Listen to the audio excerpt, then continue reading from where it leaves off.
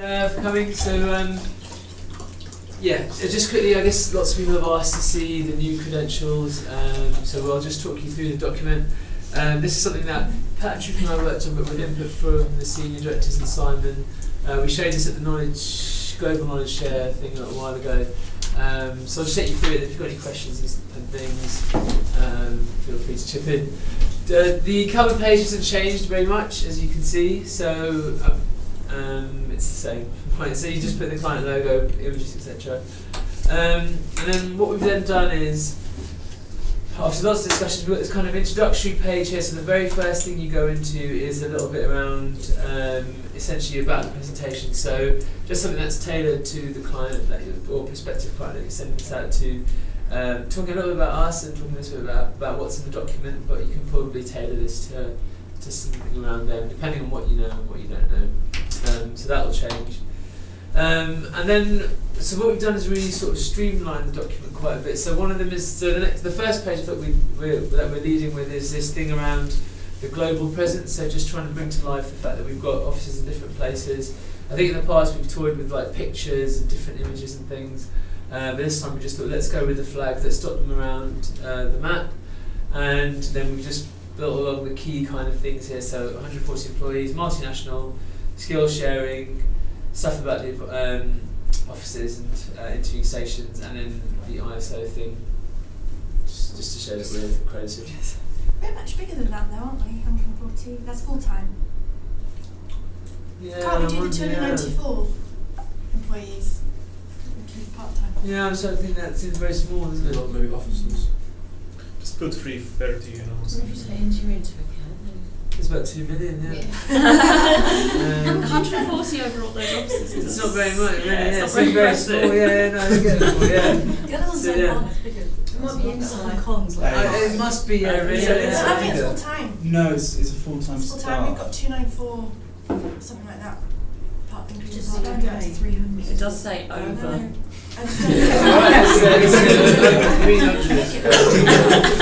You didn't do it as well. Okay, over 300, there you go. It's even better. Right, so it's a nice interactive session. So the next thing we thought we'd do is talk about what makes us different as an organisation. And after loads of discussions, we sort of hung our hat on 4 different areas. So one of them is this idea of a global service with a personal touch. So I think in the past we've said we're a global boutique agency, or play with different things. There's different connotations to that language around the world.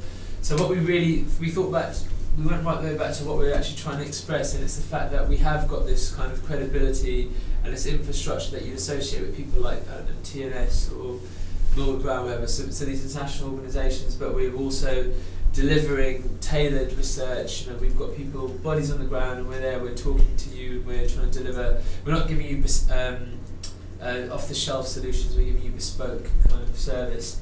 And then we went into this. The other thing that we thought was a big deal about us is our B2B heritage gives us this access to hard-to-reach audiences. So I think it's one of 2 things, and that's something we've slightly modified lately. It's about seeking out hard-to-reach audiences and knowing how to talk to them as well. So it's whether it is just consumers or whether it is people in B2B, pig farmers, whatever it is, we can go out there and find them and talk to them. Integrated online and offline solutions. So we started thinking integrated means so many different things now. So obviously means qual and quant, that's what it's always meant, but now there's online, there's digital, and traditional research. And so we started thinking, let's bring those things into the mix, and let's pay a sort of nod to kind of digital there, so online and offline, just because I think in the past we've never really spoken about it, and it's about time we started talking about it and talking about ourselves in those terms, just because it's what all of our competitors are doing, and we need to sort of shift along with that. And the last thing is inspiring insight. So we've always talked about output focus, and what we try to do is, and we still do talk about output focus, it's still a core message, but we've tried to give it a bit more kind of grounding in real terms that hopefully clients will understand. So what we mention in this little column here is more around what the sort of so what aspect. So we take a look at the data, we try and understand what it means, splitting out the jargon, and then later on we talk about what that means visually, but we thought we'd play on that element, the idea that actually we're doing some really strong interpretive analysis, that it's not just feeding back reportage or whatever. Okay? Right, and now we've got some slides here that we'll adapt basically to clients. So there's something. To be honest, this one needs to be. Simon's going to have a look at the figures here, but we did a little presentation at Google a little while ago, and they thought it was interesting that we got access to a bunch of niche kind of respondent types out there. So we thought for some clients it'd be handy to have something which showcases the databases and the kind of reach that we have in different areas. Now the thing is, I think a lot of things have moved on since then. We want to come with a proper chef panel kind of offering, and that's something else that we're working on separately. But I think just as a sort of snapshot of some of the people that we can talk to and some of our reach, this is the kind of thing that we're hoping to pull together. As I say, Simon's going to play with the numbers, but it looks quite, and once all the numbers are filled in, it'll look quite impactful essentially, just to show the kind of different people we've got access to at our fingertips. And then we thought if there's a specific area, so we take that slide, we build upon it. So let's say we're doing something with vets and farmers, we would then expand out that one area and talk about more of our reach in different markets and how that compared. Why is vets under agriculture? I think we probably split that out. I think at the time we put it in there because we thought they were the same thing. We did talk about this and that's why we stuck them in there, but they're not really, are they? Well, some of them are, I suppose. I mean, that's because we looped some other weird ones together as well. We looped Professional services, for example, lawyers, chefs. and purchases, yeah, because that's not really the same either, yeah. Same, yeah. In professional services, I think business, like the Nest kind of. I mean, I did these groupings based on conversations with Simon at the time, but I think you're right that there's probably some. I mean, Simon's always said we'd rework this slide anyway, but the idea is it would give us a snapshot into these different areas. So, yeah. Okay, and that obviously expanded upon it. Sorry, just a quick check. If a client says, well, how does your panel differ from your database?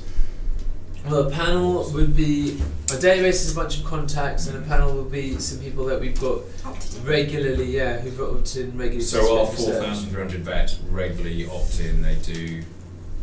This is what we were saying at the time, and this is the message that Simon's just going to go with. So, again, he's going to rework the figures on that, but that's the idea. That's the difference between the two. So yeah, it's contacts versus regular people that you research and work with. But they opt in, the panel opts in. Yeah. Right, so with our 4,300 vets, we could just, Google could turn around and say to us whatever, we want to see what vets are doing with mobile, whatever. We can go, right, ready with our panel, we're going to drop that question tomorrow, we'll get you the responses this time next week. Yeah. The difference from the database, because with the database, we know we've got them, we just don't know what the response will be, whether they'll be as engaged. We have to contact them. Essentially, and I think you could probably say that every month we do at least 2 surveys with vets. These are people who are constantly responding to our questions, so that we know are happy and up for discussing how to improve the vet sector. Come to us and we'll speak to these people. So did we call the last page? Did we call them database or panel? We did call them panels. We've got panels and databases. We haven't got panels for everyone, but we've got databases for more people than we've got panels. But technically we haven't got panel. We haven't got any of those. They're not panels. Not actual They're panels as of databases, yet. We could turn them into a panel at the Yeah. top of a pin. Yeah. So Depends it's how like you how define you a speak, panel. Yeah, isn't it? this is it. This is where we need to have an answer for, because I expect clients will be asking us, what's your panel versus your database, and that's a bit. No, I think that's fair enough, and I think this is the one slide where where Simon said he'd put in some more information. I think we'll just chase him up on that. I think so. So if you're sending out creds, maybe leave the slide out anyway for now until we work out what's going on with it, and this slide obviously as well because it expands on that You slide. probably tailor it. You'd only put that in for a certain. That's the thing. I mean, this client is anyway. yeah, so it's- you'd probably figure that out. when Exactly. you needed it. I mean, if you look at core slides, so it's kind of, I mean, that's covered, that's a core slide, that's a core slide, that's a core slide, that's not, that's, yeah, if you think you need it, if you think it might be relevant to the client, and again, that's if you think it might be relevant to the client. This one here, so again, this is a core slide, so this is about our beliefs around market research, and we thought we'd play on the fact that actually we do have experience in different areas, and our researchers will work on, from FMCG to I don't know, financial or to kind of agriculture, whatever it is. So we'll just keep on moving on through different briefs, and what we're saying is actually that's a strength of ours. So whereas clients often look for specific sector experience, what we're trying to do is counter that by saying actually we're really experienced in market research, we work across different briefs regularly, we're passionate about research, that's why you should come to us, because actually we can bring in all this different knowledge and come back to you essentially and work with you and come up with a solution. This is again depending on the client. So this is not a course line essentially. So it's essentially like if you've got a bit of information about the client's issues, you can then write about those issues and then talk about our corresponding experience. So this is, say, a client's been in touch with us and they say, well, I'd like to see your credentials, I've got an issue with my sales in China or something like that. And then we might have some stuff that we know or some stuff that we've done that we can come back with and say. So if we're sending out generic creds to people, we won't have that information. And sometimes clients think it's a bit presumptuous to just assume you know what their issues are. So this is only if we've got a bit of background. Yeah. And this slide here, so this is talking about the process. So again, there's been sort of various iterations in previous creds around this, so around where we work and where we fit in terms of the research process. So we sort of looked at it as 3 different broad stages in product, service, research kind of life cycle. We came up with an exploratory phase, implementation, development and evaluation. And within that there's some essentially types of research that you can do at each of those different stages. And what we're really saying with this is that we can work everywhere. And that we've got the skill set to work everywhere. So again, a lot of other market research agencies specialise in brand comms, or they might specialise in some other specialism, or some other area. But what we're saying is we work across a broad spectrum of things, and where possible, what we want to do is dot along logos of the company that if it's for Samsung, for instance, where we've done work with them in the past, just to show that we do understand their business.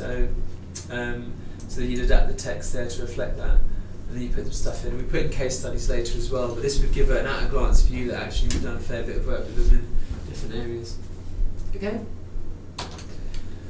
Right, now here, so this is I suppose the truly unique thing that we started doing now, and we're going to hopefully build upon this going forward.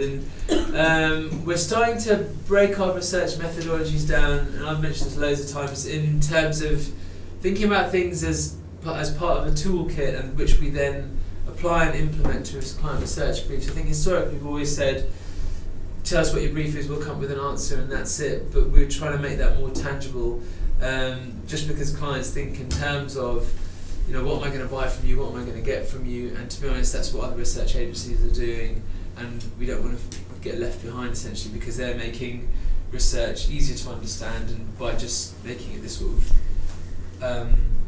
intangible concept, it's more difficult to understand. So we started to add in things like here. So the way that we've blocked this out is we've got research methodologies. So, and I'll explain what these are in a second. So, but essentially this bit of blurb here relates to qualitative research. So it's 360 degrees. So these are workshops. These are focus groups. Can you make it bigger? Can you make it in the slide so we can just?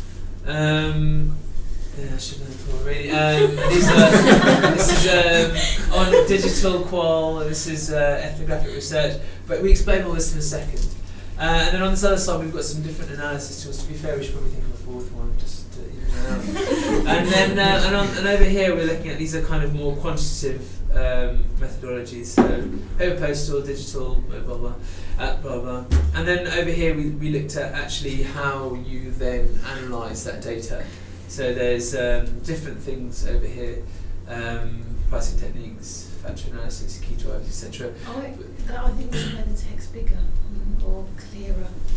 Sorry, I know this because everyone's struggling. I can see everyone's struggling to read what it says. Yeah. You can customize it to the client. You pitch in forms. Well, we can just make it black. Yeah, maybe. Yeah. Okay, let's do that. And then what we do is we then explain what all of these things mean, just so that then they don't feel like really kind of abstract concepts. So we then break down actually opinion gathering is group discussions, in-depth interviews, so it's stuff that they understand, just to give it all context. And then 360-degree research is workshops, consumer safaris is ethnographic research, plugging in is online, and we go on essentially so on and so forth. Now we. It's the heading. Yeah. What's Was that a joke? What did it say? We cannot do it. Okay. Really Anyway, yeah, I'm not sure. Was that a joke? I think we did it as a joke. Yeah, sorry. We need to work on that. I think actually. Yeah, sorry. Yeah, I don't think that's what we. Bring me this. It was that day when we were sitting around smuggling at my desk. Yeah, it was that day, and I must have pressed save. Right, okay. Right, okay. So, essentially, so we just basically explain those things, and again, in a generic creds, it's quite handy because then at a glance they can say, look, okay, right, these are all the different things they do, and then it gives meaning to those different things that they do. What we want to, I'll go into that in a second. And then, just to again give that even more traction, what we thought was we revisited the kind of case study template to make these things seem more meaningful, and also to allow us to map out a journey with them, which is quite a useful thing to do. So here, this is about the application. That's the benefit to the client. Obviously, that text would change depending on the case study you use. We've in two minds about putting in cost, but we probably wouldn't put in cost or timings. But the important thing is the application benefit, and then how there's different tools we use on that journey, because then they can really start to understand how they work in relation to each other, and then you can sell a real solution that way, rather than just say this is kind of what we did. It makes it all a lot more tangible for them. Last couple of things. So this is the how we talk about inspiring. We've got one of two ways of talking about inspiring insight actually. So if we're going to email this to people, this is all about trying to bring it to life in words, so actionable insight, engaging presentations, integrated outputs. And again, it's breaking down what those things mean. So it's interpretive analysis, consultative thinking, bring findings to life in a clear and engaging way, and making the outputs even more impactful so that they're essentially embedded in an organisation. Those are three sort of key messages there. So that's if we're emailing it. If we're lucky enough to meet people in person, we'll show them this whizzy magical chart. And then hopefully they'll be amazed, and then we'll talk about those things. And then here we'll put in our little blurbs about us and our 5 things. Depending, we may or may not send that out to people. Depending on who they are. But I think it's quite good to have them because it makes us look more human. So this is all the things that you guys have been doing over the last few weeks. And we'll finish off with 3 reasons why they should work with us, so why Kadence. So, and again, these would be adapted to the client. So, we understand research, have a global network, experience B2C, but it could be anything, right? So just whatever it is you think is most relevant. So it could be specific experience that we've got. Yeah, it could be specific experience. Anything that we think, if we could think of 1, 2, 3 things that we think actually, that's really going to resonate with this particular client, that's what we'll put in there. And that's it really, and that's the climate. The other thing that we're doing, we're not doing that anymore. The other thing that we're doing is we're hoping over time to build up sort of tools within those different areas. So this is something that's kind of ongoing that we haven't done. This is why they're sort of appendicized. So within each of those different kind of, I guess, sort of core kind of tools, like we've got kind of a subset of tools within them. So within opinion gathering, we'll then have conflict groups, hot housing, co-creation, and just essentially we want to try and then keep to this idea of pulling in different tools and things that we can use that are relevant as and when, depending on the client brief. So we think we'll find one that's pretty much more done. Let's try that one. Right, okay, so online, so there's forums, groups, social networking, communities. So actually we can say, look, these are all the different things we do within digital online if they want even more information on it. And we think social networking would be really useful for your particular brief right now. So again, it just gives more context to different things we do within the area. It shows that we genuinely understand what we're doing digitally, and also it then gives us something that we'd call them something else, by the way. We give them names or whatever. But then it gives them it gives them relative context and also makes them understand. Okay, look, that's what I'm buying into. That's what the benefits are of using this type of research methodology. Is that right? Yeah. Okay. Cool. That's it. It's the end of my knowledge share. Thank you very much. Thanks for coming. Thank you.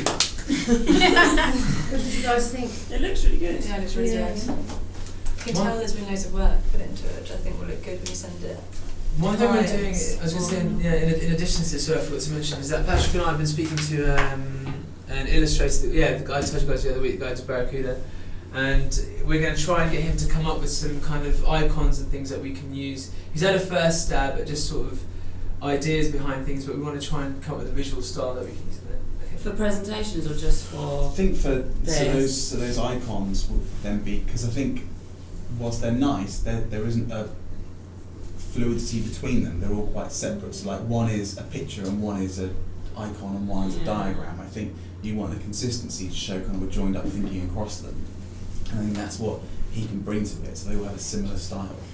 Although would they not then be expecting that style? I think so. Have you used this template for any kind of like creds or any? Yeah, some have gone out. I think I've seen one. Yeah, so these went out. Which one's the one that, this is Arcus, isn't it? Yeah. So this was, I mean, the great thing about Arcus is they had such an inspiring website that we could just find these great images to put, but yeah, so this one, this went out a little while ago. I think things have slightly changed since then. In terms, so we've changed the way that we've laid this out. But otherwise, So this has gone out to clients, and that's how we did the case studies.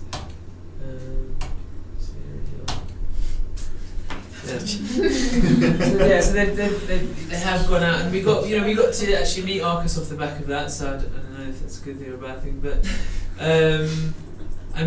so we've got some. I guess that's positive, the fact that we managed to meet some people out of it. But then again, we haven't sent it to lots of people, have we? There was Arcus, AGP. I don't think we sent it lots and lots of places, have we? These creds. Yeah, so it's only just. Plan to go to the all offices, isn't it? Yeah, it's already gone to them. It was given to them at the knowledge share at the conference. They saw it, but they haven't used they don't have a template, do they? They don't have this, do they? They do. Didn't Kieran feedback? I thought he mentioned something that he liked it, or there was something he saw that he liked about it. Was it to do with the creds or something? I think he just said he liked it, is what I remember. There was some positive feedback. Whether he's using it or not, we don't know. But it was kind of good to see positive feedback coming from the other officers. Indonesia liked it, didn't they? Because they're very big on selling tools. They're probably modified to their needs. Can you show us how to do the magic slide with all this symbols, videos?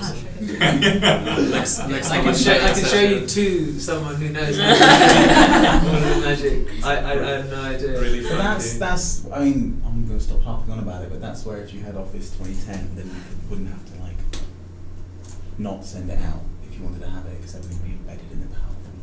But anyway. If you did a creds, you have this backup images that's what that I'm you have saying. to But if you save with it, don't you? Yeah, but in a newer version of PowerPoint, you wouldn't have to do that. It would all be there. But anyway. Because why haven't we got that then? I think we're looking into it. I don't know if there's a. I think there's a cost element of for that gain. Is it too expensive? Right. Essentially, and I think there was discussions of actually, is there going to be an even newer version coming out soon? We want to get it.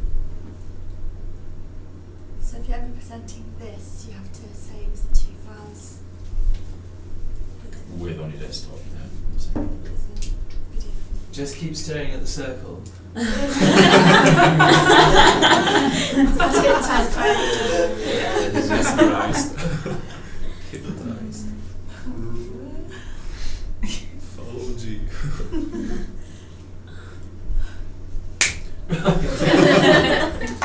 Okay, well then that's everything. Thanks very much. Thank you.